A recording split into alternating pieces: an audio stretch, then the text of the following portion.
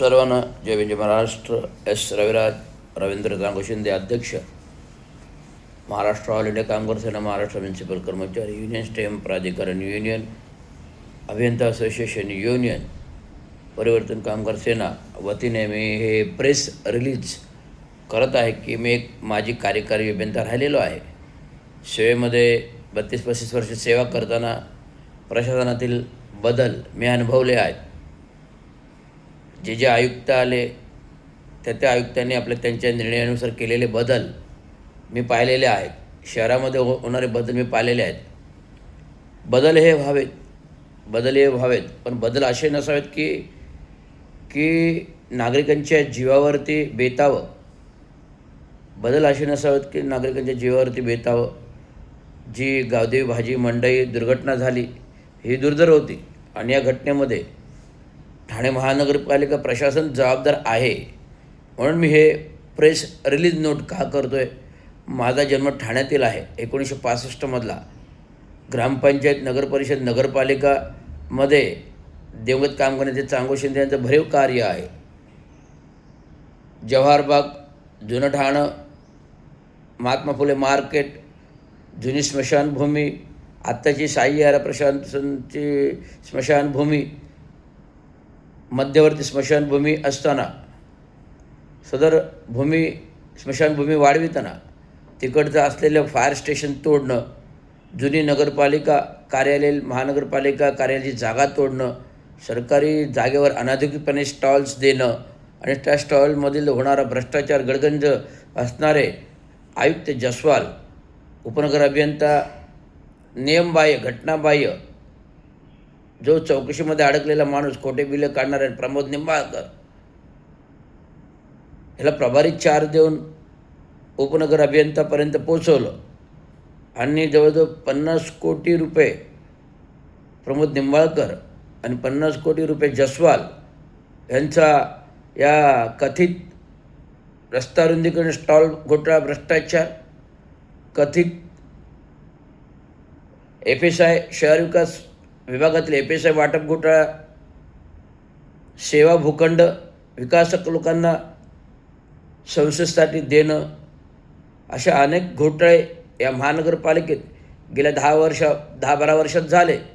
जसं Bharatiya Janata party RSS सरकार आलं, जोपर्यंत देशपातळीवर घोटाळा होत होता, तसं ठाणे महानगरपालिकेत एक आयुक्त जसवाल आल्यापासून जो त्यांनी आपली कार्यकुशलता दाखवली, जरूर कार्यकुशल होते, परंतु भ्रष्टाचारच तेवढा केला. त्या भ्रष्टाचाराबरोबर कोणी ब्र काढलेला नाही आहे. केवळ रवींद्र शिंदे एकमेव असा माणूस होता कार्यकारी अभियंता जो जसवालविरुद्ध का कोणतेही आयुक्त प्रशासन आलं का त्याच्याविरुद्ध भांडणारा होता. त्यामुळे या लोकांचे धाबे जाण्याचे आणि म्हणूनच कोविड कालावधीमध्ये मी जे काही वक्तव्य केलं होतं हे प्रशासनाच्या भल्याचं होतं.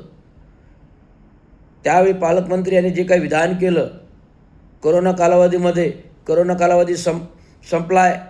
कोरोना कालावधी सगळीकडे संपला आहे. झोपडपट्टीमधील संपला आहे, सगळ्या गल्लीबोळातील संपला आहे आणि संकुलनामध्ये वाढीस लागला. ह्या विधानाला मी आक्षेप घेतला होता. त्यामुळे ह्या आक्षेप घेतल्यामुळे कुठल्या प्रकारचं विक्षिप्त असं आक्षेप नव्हतं, तर सरळ साधा प्रश्न आक्षेप होता, जो विनंती वजा दखलपात्र होता. परंतु प्रशासनाने आणि त्याचे लोकप्रतिनिधी नरेश मस्के, गोल्डन गँग यांनी विपर्यास करून रवींद्र शिंदेना त्या काही कोविडमध्ये निलंबित करायला लावलं. एक नाही दुसऱ्यांदा राबोडी खोटा नाला मंजूर केला. त्यावेळेस मी जसवालवर आक्षेप घेतला होता. आता जे उपमुख्यमंत्री, माजी मुख्यमंत्री आणि पालकमंत्री असताना त्यांच्या घराजवळ शिवसेना शाखेजवळ नाला गेला आहे, त्याच्यावर पार्किंग व्यवस्था प्रश्नावर पण मी विरोधात बोललो होतो महासभेच्या दिवशी जसवाल साहेबांना. तदनंतर हे आता राबोडी नाल्याबाबत पण कोविड कालावधीमध्ये मी आक्षेप घेतला होता. परंतु एक चांगल्या कामासाठी जर मी आक्षेप घेतला म्हणून मी दोषी ठरतो का? नाही. तर मला तात्काळ निलंबन केलं गेलं. मला 2 ते 3 वेळा व्हॉट्सअप ग्रुपमधून जसवाल साहेबांनी बाहेर काढलं. परंतु मी माझा आवाज दाबला नाही. मी बोलत राहिलो. सत्याचा वाली परमेश्वर आहे. आणि सत्याच्या वालीचा परमेश्वराच्या लाठीमध्ये आवाज आहे. तो आज ना उद्या बाहेर येतो. केलेल्या कर्तृत्वाचं फळ या अशा आगीरूपात बाहेर येतं आणि त्यास प्रशासन जबाबदार होतं. म्हणून या सर्व प्रशासनातील जबाबदार वृत्तीला 1 जून ते 5 जून दरम्यान उत्तर मिळणार आहे की महाराष्ट्र म्युनिसिपल कर्मचारी युनियनचे अध्यक्ष या नात्याने मी स्वतः माझं अर्धनग्न उपोषण मी स्वतः माझं